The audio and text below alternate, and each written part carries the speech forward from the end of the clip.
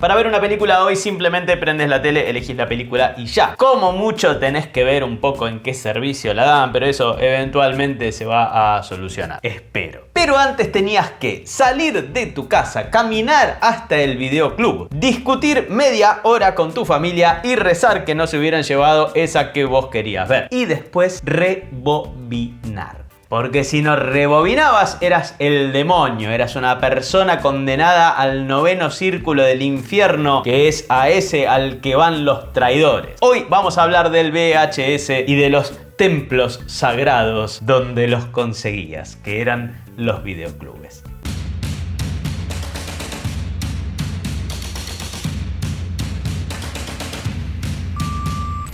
Hola gente, ¿qué tal? ¿Cómo les va? Les doy la bienvenida a un nuevo Perdón Centennials. Hoy vamos a hablar de un par de cosas que fueron revolucionarias en los 80 y los 90 y que casi que no se puede hablar de una sin hablar de la otra. Una para los Centennials hoy es una pieza de museo, el VHS, y la otra directamente no la van a vivir, que es el ritual de ir al videoclub. Porque no era solamente ir y alquilar una película en el videoclub, eso lo pueden llegar a hacer con algún videoclub de esos que quedan que resisten estoicos el paso del tiempo. No, hablo del evento de ir al videoclub. Evento familiar, evento social, emocional y en algunos casos hasta un poquito traumático. ¿Estamos? Arranquemos. Bien, vamos a empezar entonces por el protagonista de toda esta historia, que es el cassette VHS, Video Home System. Un objeto que hoy tiene su encanto desde la parte nostálgica, pero que la verdad que estéticamente no dice mucho, la verdad. Es como un cassette, de los cuales ya hablamos acá en este video, pero más grande y más feo. Porque era un bloque rectangular de plástico negro, un mini ladrillo digamos, con dos rueditas adentro y ya. Y que parecía todo el sistema diseñado por alguien que odiaba la practicidad, porque el VHS en su momento sí tenía muchas cosas buenas, nos permitió ver muchas películas y grabar cosas y demás, pero tenía también muchas cosas que hoy serían intolerables. Por ejemplo, si vos querías volver al principio de la película, tenías que rebobinarla entera, o sea, tenías que literalmente hacer que girara la película hacia atrás completamente, o sea, tenías que volver a pasar por toda la película en reversa, no era como tipo pongo acá y arranca de cero, no, más rápido, más despacio, lo que quieras. Algo que además era requisito fundamental en los videoclubes, porque si no lo hacías te cobraban una multa. Tenían carteles pegados de por favor rebobinar antes de volver. Algunos que atendían en videoclubes directamente te lo decían en la cara, te lo decían, no rebobinaste, esta te la paso, pero... Y vos ponías ahí cara de olvidar y estabas como, sí, se me pasó, disculpame, ¿no? Y por adentro pensabas tipo, ni en pedo me iba a quedar 10 minutos viendo cómo gira la cinta para atrás, Mario. Después había una cosa muy de la época que era el rebobinador externo, porque sí, Centennials, tuvimos un aparato solamente para rebobinar los cosos estos. Era un aparato aparte de la videocasetera, mucho más rápido, que vos agarrabas, metías el cassette y te lo rebobinaban, no sé, 30 segundos, ponele, en vez de tardar 5 minutos, tardaba 30 segundos. Algunos tenían forma de auto deportivo, esos rebobinadores externos, no sé por qué, capaz porque iban rápido, ponele, para que queden decorativos, porque no tenían forma de otra cosa, bueno, no sé, se levantaba el coso, tragaba el cassette y te lo daba a rebobinar. Pero igual, pese a todo esto, el VHS tenía como su magia porque significaba algo que hoy damos por sentado, que es poder ver una película cuando vos querías. Hoy es una boludez esto, o sea, vos hoy agarrás, abrís Netflix, ponés la peli que te gusta y listo. Pero en su momento esto fue revolucionario y el lugar que hacía que esta magia sucediera era el videoclub. Porque además, amiguetes, ir al videoclub ya era una actividad en sí misma. No era solamente el paso previo a ver una peli, era como una mini salida, un plan de esos así como medio en el mismo grupo de ir al supermercado, ponele. Cuando vas al supermercado, pero no para hacer las compras de como, voy al supermercado porque necesito un kilo de yerba, sino voy al supermercado como para ir y mirar un poquito, qué sé yo, en ese plan. Y acá había como varias variables en la cuestión de videoclub. Tenías por un lado unos videoclubs como más boutique, así como chiquitos, coquetos, con alfombra, con estanterías, por supuesto, con los VHS, pero menos, estantes de madera, como todo un poco más cuidado y que tenía un catálogo de películas, pero no un catálogo tan extenso de películas tan pochocleras, sino que tenía más películas más como apuntadas para cinéfilos, como que era como un poco más cuidado, un poco más curada, si querés, la selección de películas. Después tenías las antípodas del videoclub de boutique, que era el videoclub de cadena, tipo Blockbuster, ya vamos a hablar más adelante en el video de eso. Y después estaba el videoclub de barrio, el viejo y querido referido videoclub de barrio, que era al que vos sí solías ir, del que vos eras socio, y que cuando vos entrabas al videoclub de barrio tenía ese olor que yo no sé cómo explicarles. Y hay un olor que es olor a videoclub de barrio, que es una mezcla de olor al plástico de las cajitas de los VHS, mezclado con Durlock de las paredes, mezclado con amuchamiento de gente. No es una fragancia que va a vender Antonio Banderas, ¿eh? No. Pero tenía como ese olor. Y en todos los casos, igual no importa en cuál videoclub vos fueras, el corazón de este negocio era lo mismo, que eran los estantes llenos de carátulas. Porque la clave estaba ahí, en las carátulas. Yo creo que no dimensionamos el peso que tenía el diseño, boludo, en ese momento. Porque vos no elegías la peli por la sinopsis. No es que vos agarrabas y te metías en IMDb y decías, che, a ver qué calificación le pusieron a esto que quiero ver ahora. No, vamos a ver Rotten Tomatoes, a ver cuánto le pusieron. No, vos elegías la película por la tapa y te la jugabas. Vos decías, hoy tengo ganas de ver una de acción. Entonces vos te ibas para el videoclub, entrabas, te ibas para el lado de las pelis de acción y vos mirabas y veías una que tenía una explosión, un robot y un tipo con una ametralladora. Y ya está. Vos ya sabías que ibas con esa ya sabías que tenía ametralladoras, robots y explosiones. ¿Qué más querés? Y además generalmente tenía una frase en la tapa que siempre exageraba como para vendértela un poco más, ¿no? Como tipo, la película más explosiva del año. No vas a poder dormir después de verla. Protagonizada por este actor que no conoces de ningún lado, pero que tiene cara de matar gente. Bueno, así. Y entonces cuando vos veías una que te interesaba, te fijabas si estaba. Y acá un centennial te va a agarrar y te va a decir, pero ¿cómo si vos la elegiste porque estaba? No, papi, no. Eso es demasiado simple. Si está es porque está. Ay, estos centennials. No.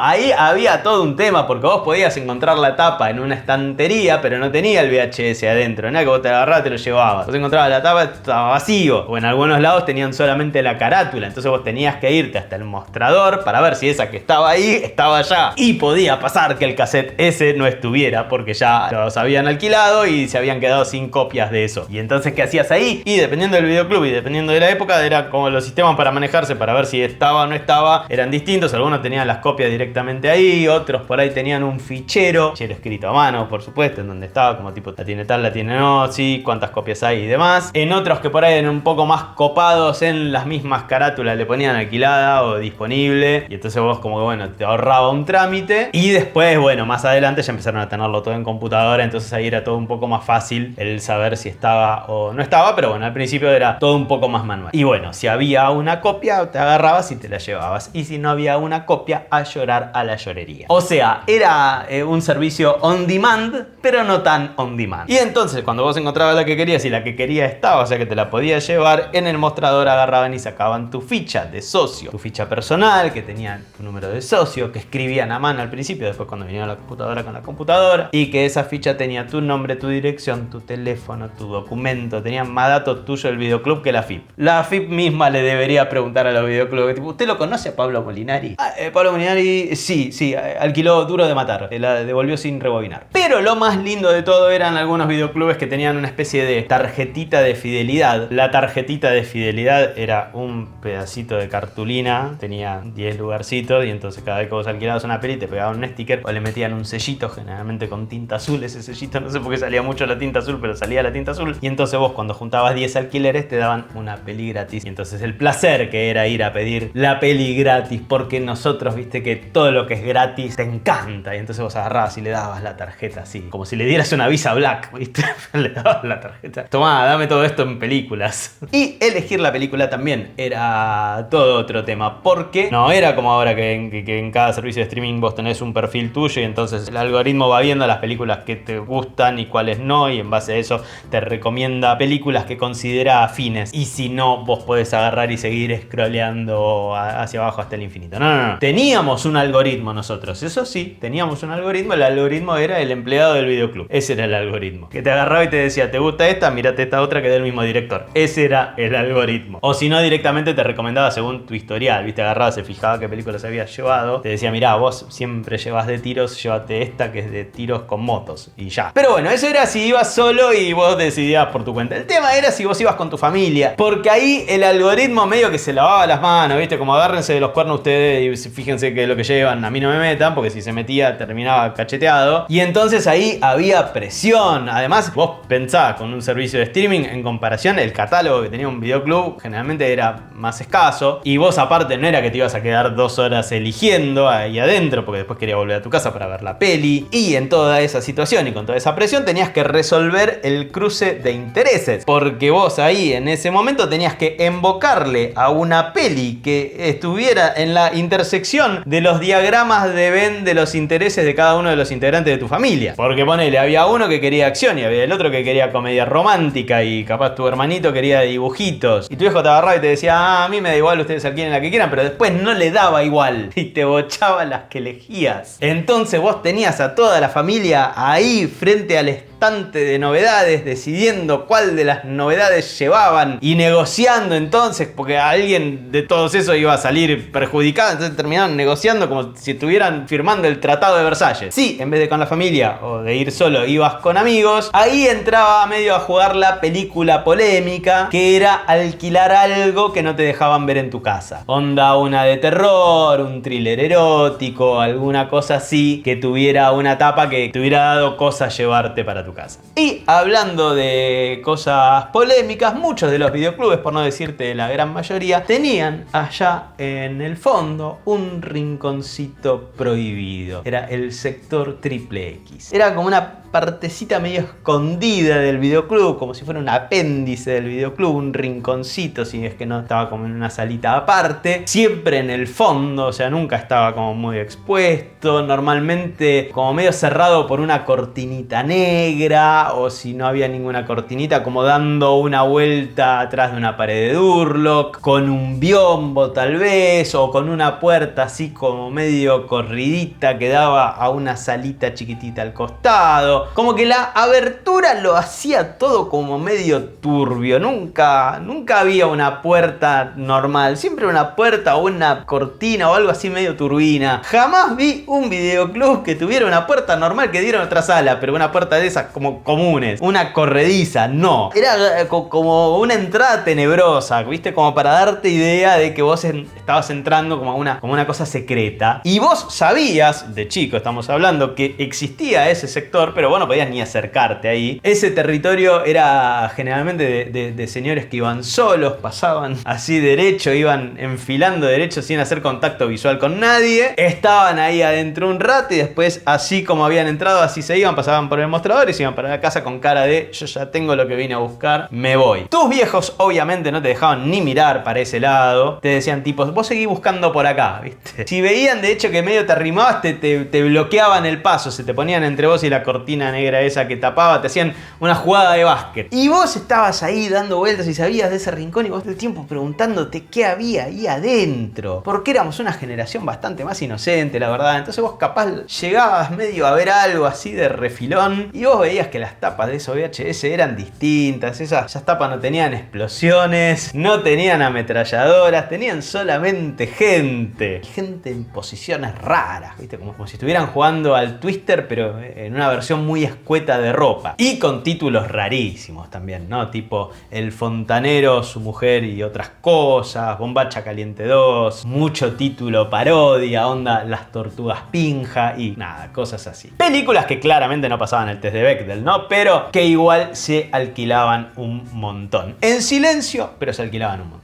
Y si hablamos de títulos misteriosos de películas, no podemos dejar de mencionar el Marajá de San Telmo. Esto que voy a decir ahora es un pequeñísimo bloque argento, disculpe la gente de otros países. Y habiendo nombrado al Marajá de San Telmo, yo creo que el público argentino acá hay una grieta entre los que saben de qué estoy hablando y los que no tienen ni idea de qué estoy hablando. Porque si estuviste en Argentina en los 90, seguramente viste esa publicidad que metía miedo. Era una publicidad que te decía básicamente que copiar películas es un delito y que dentro de poco las videocaseteras iban a detectar los VHS truchos, las copias truchas, y con un dispositivo que realmente desconozco cómo se lo iban a poner a las caseteras, iban a expulsar esas copias y hacerlas explotar. Eso no te lo decían, pero te lo mostraban. Serán las mismas videocaseteras las que reconozcan las copias truchas.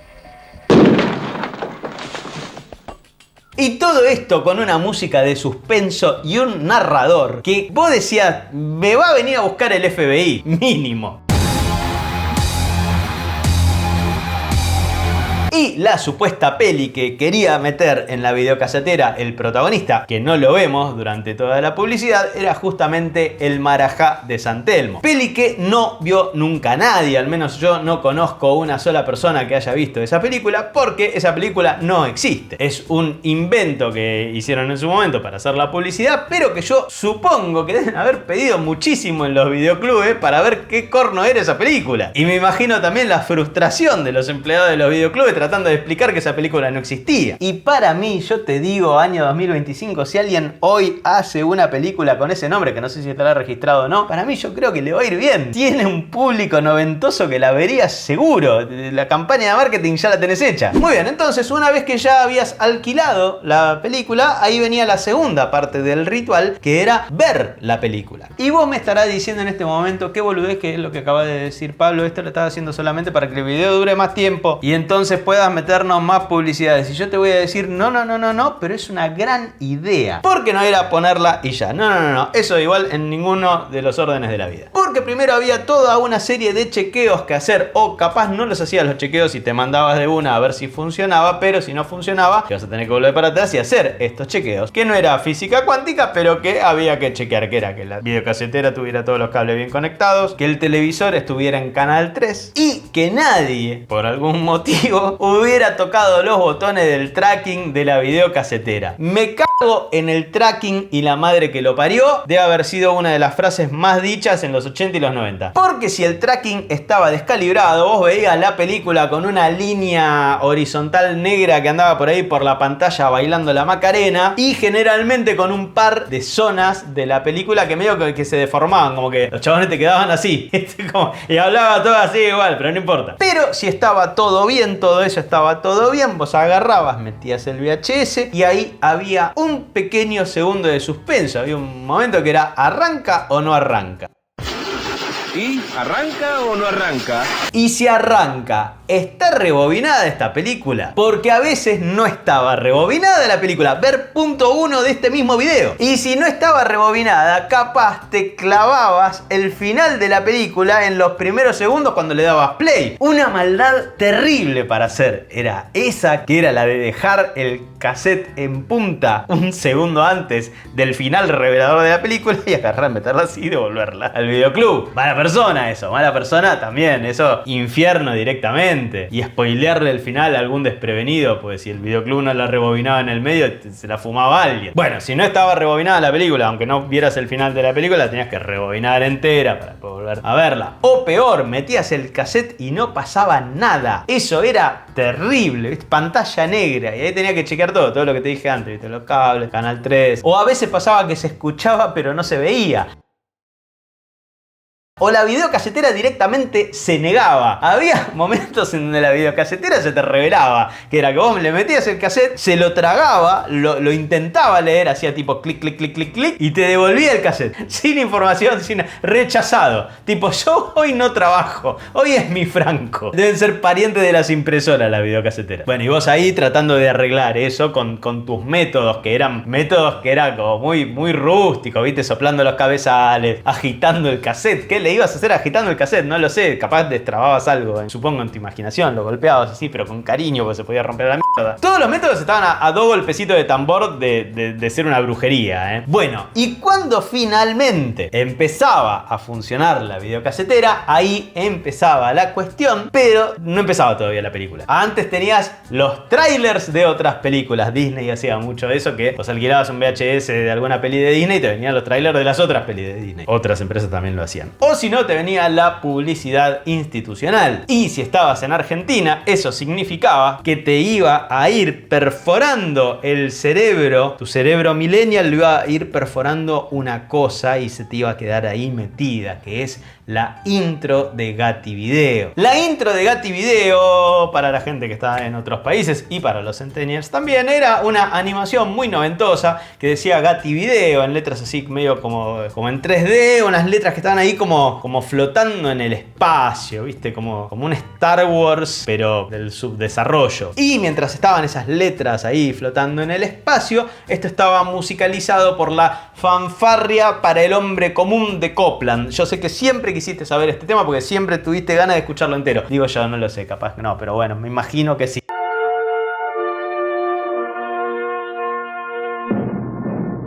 Bueno, se llama Fanfarria para el hombre común. Es una obra así imponente, épica, trompeta, así, pa, pa, pa, ¿viste? Con mucho peso la fanfarria esa. Temazo, temazo.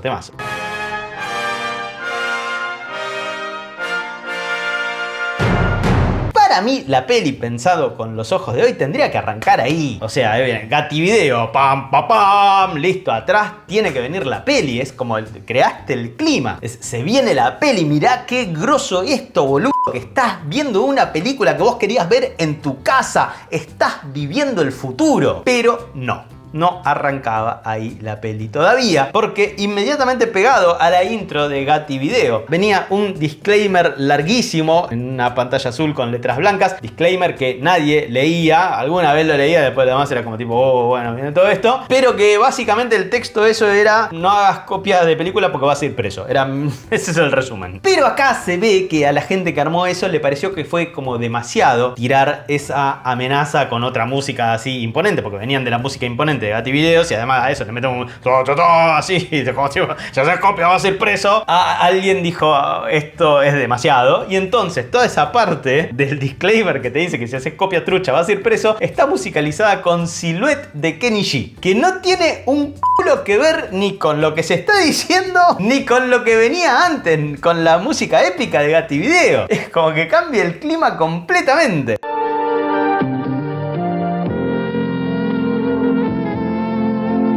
O sea, es un temazo de Kenny G. Kenny G que además, en ese momento, años 80, 90, la estaba recontra mega rompiendo. La guita que debe haber ganado Kenny G en esos 20 años la debe haber levantado, no en pala, la debe haber levantado con alguna de estas máquinas que vimos acá. Mirá cómo te mete el video el chabón. Es una cosa de loco. Si la peli era muy larga, podía ser que vinieran 2 cassettes. Onda parte 1 y parte 2. Así que en el medio de la película te ibas a tener que levantar, sacar el cassette, poner la otra parte del cassette como si fuera un recital con intervalo. Bueno, lo mismo. Y rogar que la segunda parte del cassette no esté fallada, porque si no te fumaste media película y la segunda parte no la podés ver, digo, ¡ah! Bien, tanto martilleo cerebral de que no copiaras películas es porque mucha gente o compraba o alquilaba copias truchas de VHS. No era tan popular como fue después con el DVD, pero había, y porque además con la videocasetera en tu casa era muy fácil grabar de la tele algo que a vos te gustara. Muy fácil. Digamos como que estaba muy disponible la tecnología. Después fácil no había nada, chicos. Es más, programar una videocasetera en ese momento era el equivalente a que yo te diga que hoy hackeaste la web de la NASA. Porque era un quilombo programar las videocaseteras. Yo no sé por qué habían hecho el sistema tan difícil, pero vos tenías que poner el canal, poner la hora de inicio y la hora de fin, y después ir apretando como 8 botones eran que tenías en el control remoto, que todos tenían nombres tipo prog, timer, rec, set. Como que había un camino que vos tenías que recorrer y medio que te lo tenías que acordar de en qué orden eran y demás. Y si te equivocabas en una de esas que habías apretado, grababas capaz cualquier cosa. O sea, vos agarrabas del VHS y ibas a ver el programa que no habías podido ver en tu casa y por eso te lo habías grabado en el VHS para verlo después. Capaz habías grabado media hora del test de color. Pero además, si se te cortaba la luz, chau programación, ni no vimos. Porque la videocasetera se reseteaba y volvía a quedar en el 1200, quedaba a las 12 ahí parpadeando para siempre. De esto ya hemos hablado en este canal de los electrodomésticos de los 80 y los 90 y que siempre quedaban a las 12 cuando se cortaba la luz. Así que nada, como que el 12 era el default eterno de todos esos electrodomésticos de esa época. Era la hora oficial del fracaso. Había gente, y esto que voy a contar, chapó hermano, porque había que tener una cosa casi ninja, que grababa los programas en tiempo real mientras los iba viendo con la videocasetera. Entiendo que para guardarlos, no es porque no lo había visto para verlo después, porque lo estaba viendo. Y que mientras lo grababa en tiempo real, le iba poniendo pausa a la videocasetera cuando venían los cortes publicitarios. Y después cuando arrancaba el programa, le daba rec de vuelta y lo seguía grabando. Entonces como que se iba autoeditando en tiempo real el programa para que no tuviera publicidades. Era como... sos muy crack. Por supuesto, grabar algo, sobre todo cuando era que querías grabar algo así medio a las apuradas, que te acordabas que tenías que dejar grabando un programa y te tenías que ir de tu casa, entonces manoteabas un VHS virgen de algún lado. Bueno, nada, era medio jugado, porque si vos no tenías tiempo de chequear, a veces pasaba que grababas por error arriba de lo que había estado grabado en ese cassette. Porque vos manoteaste pensando que era un cassette virgen y no era un cassette virgen. Y a veces estaba todo bien porque no pasaba nada, era algo que bueno, se perdió qué sé yo, y a veces capaz era el video de la boda de tus tíos y vos le grabaste encima Karate Kid. Y después vos lo mirabas y decías, qué raro que estaba el tío en el casamiento. Se puso a cazar mosca con 2 palitos el tío, está más raro. O al revés, vos ponías el cassette pensando que había una peli de acción y en realidad era la comunión de tu primo y te quedabas un toque ahí colgado mirando al nene tomar la hostia. Como, esto no es Duro de Matar. Con suerte aparecía la comunión de tu primo, ¿no? Si no es que aparecía en el VHS alguna otra cosa grabada que se suponía que nadie más tenía que ver. Ross, did I ever tell you about the time that I went backpacking through Western Europe?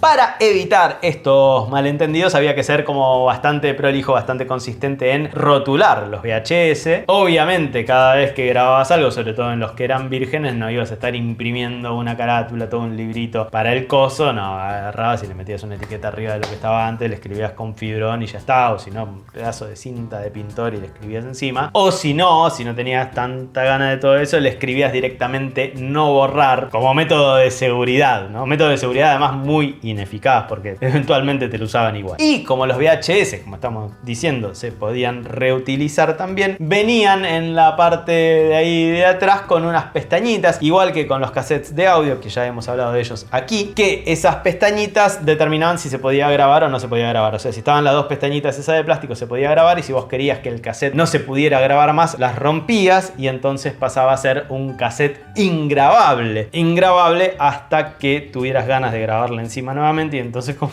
eso era muy simple de solucionar, le ponías un par de cintas adhesivas encima, le metías un bollito de papel adentro y ya está, se podía grabar de vuelta. Fin de la seguridad. Y si ibas a grabar algo largo, tenías que elegir el modo en el que lo ibas a grabar. Había 3 modos de grabarlo, que era SP, LP y EP, que nadie tenía la más puta idea de qué significaban esas siglas, pero sabíamos que EP era el que duraba más, así que si vos tenías que grabar algo que era muy largo, que vos no sabías cuánto iba a durar, te mandabas con el EP. Y después, cuando veías lo que había quedado de grabar con el EP, te enterabas ahí que si vos lo grababas en EP se veía medio lavadín el video, pero bueno, había que priorizar cantidad. Obviamente, cuando digo que nadie tenía la menor idea de qué eran esas siglas, era en ese momento, y yo a vos no te voy a dejar con esta intriga. Momento nerdo. Bueno, SP, LP y EP son las siglas de Standard Play, Long Play y Extended Play. O sea, reproducción estándar, es reproducción normal, reproducción larga y reproducción extendida sería. ¿Y qué era cada una de estas? Bueno, el SP, el Standard Play, era como el modo normal, digamos. O sea, que vos estabas usando el VHS para grabar tal como estaba pensado el VHS. Ese era como, digamos, el modo que no tocaste nada. En ese modo normal, un VHS estándar te alcanzaba para aproximadamente 2 horas de grabación, que para la mayoría de las cosas estaba súper bien. Pero si con el mismo cassette vos lo grababas en LP, en vez de durar 2 horas, duraba 4 horas. Y si vos lo grababas en EP, duraba 6 horas. Entonces es como, ¿qué es magia esto? ¿Qué clase de brujería es esta? Bueno, ninguna brujería, simplemente que el LP grababa igual que el SP, pero con la cinta yendo más lento. Entonces, como la cinta iba más lento, grababa más tiempo, y el EP iba más lento todavía, y por eso le alcanzaba para más tiempo. Y entonces acá, y esta es la parte bien ñoña de este bloquecito, uno con la mentalidad de hoy diría, ah, claro, el LP iba a menos cuadros por segundo y el EP iba todavía a menos cuadros por segundo. No. Los cuadros por segundo se mantienen. Y entonces acá es donde te quedás como...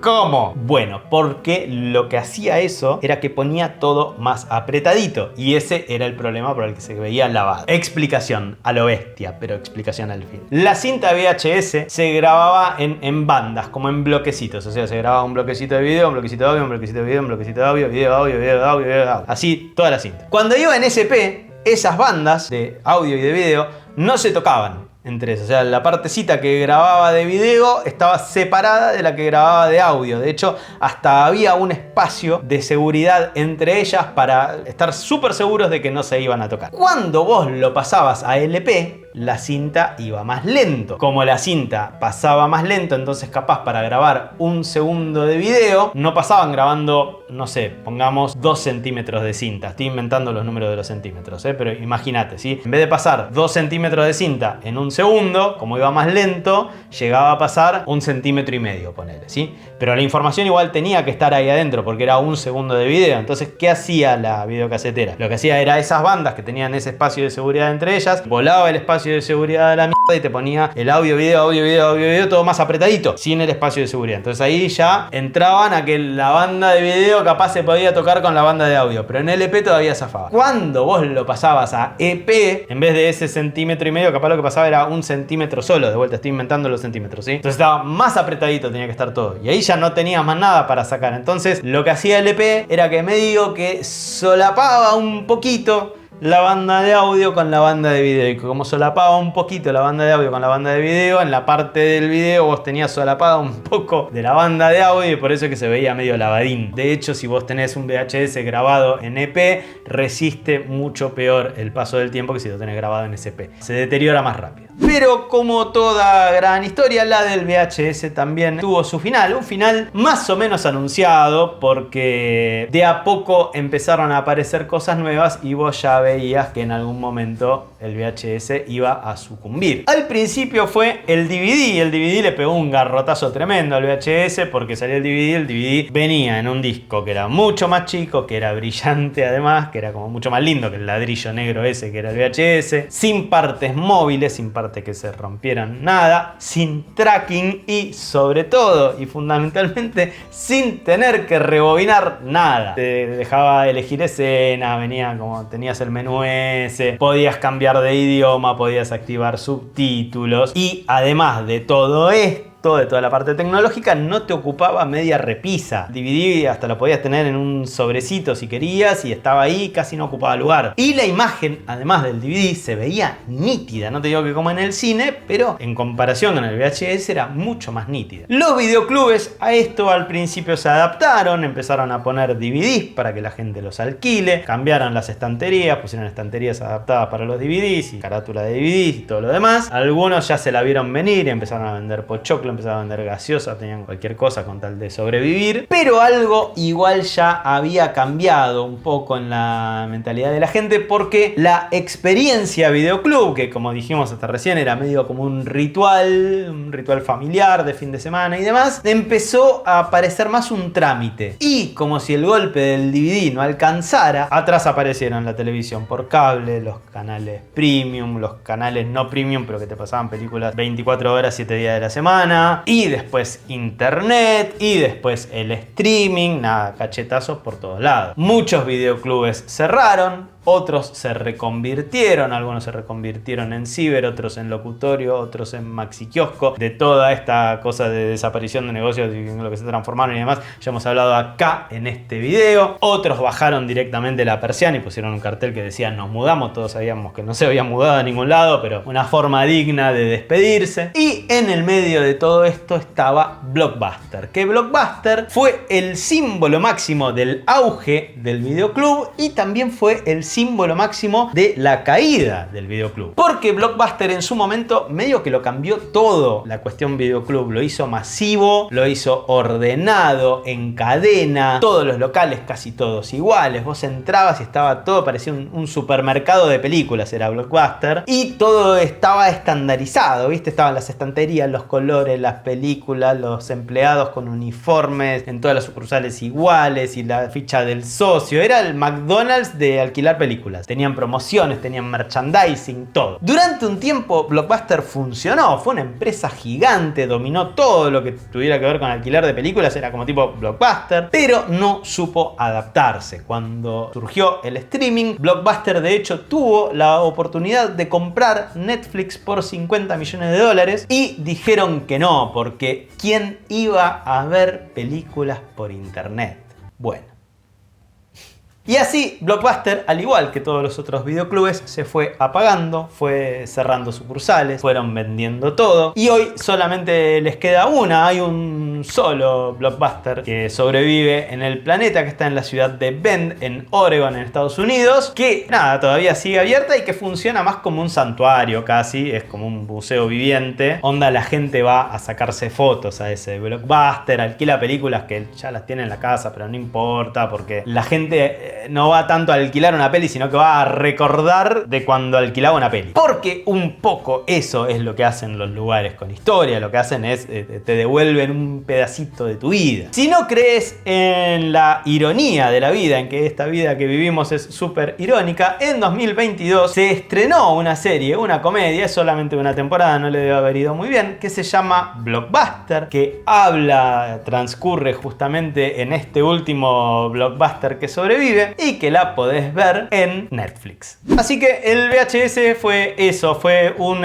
formato medio incómodo, lento, por momentos poco práctico, pero que durante 2 décadas nos permitió hacer algo que hoy parece obvio, pero que en su momento fue un flash, que fue poder ver una película en tu casa que no fuera una de las que estaban dando en la tele, sino una que quisieras vos y poder verla en el momento que vos quisieras. Y con todo ese ritual, con el ritual de ir al videoclub, elegir la película, ponerte de acuerdo con otra persona, cuidar el cassette y rebobinarla. Yo creo que muchas veces cuando alguien guarda estas cosas, cuando guarda capaz una caja de VHS en un altillo, en una baulera, en donde tengas para guardar tus trastos, no es tanto por el cuándo vas a volver a ver esa peli. Si volvés a ver esa peli ya la tenés ahí en la tele, capaz no tenés ya ni videocasetera, y además en la tele la podés ver en muchísima mejor calidad porque la vas a ver del VHS. Pero me parece que mucha gente lo guarda porque ese objeto es lo que quedó tangible de esa sensación anterior. Es como un pin, ¿no? Es como un pin clavadito que es como tipo, bueno, yo tuve esta sensación que estaba alrededor de este objeto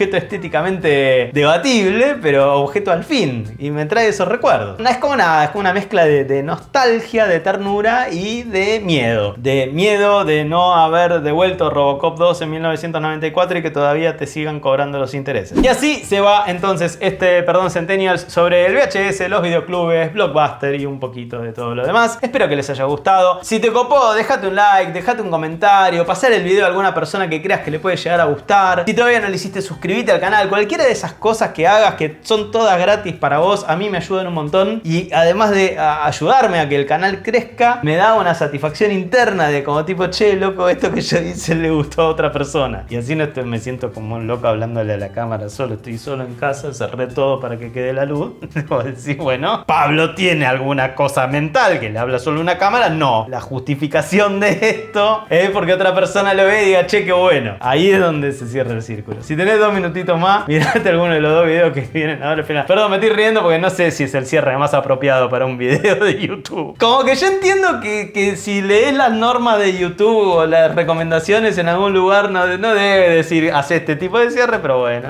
qué sé yo, chicos, así soy yo. Espero que les haya gustado, los quiero un montón. Nos vemos la próxima, chao.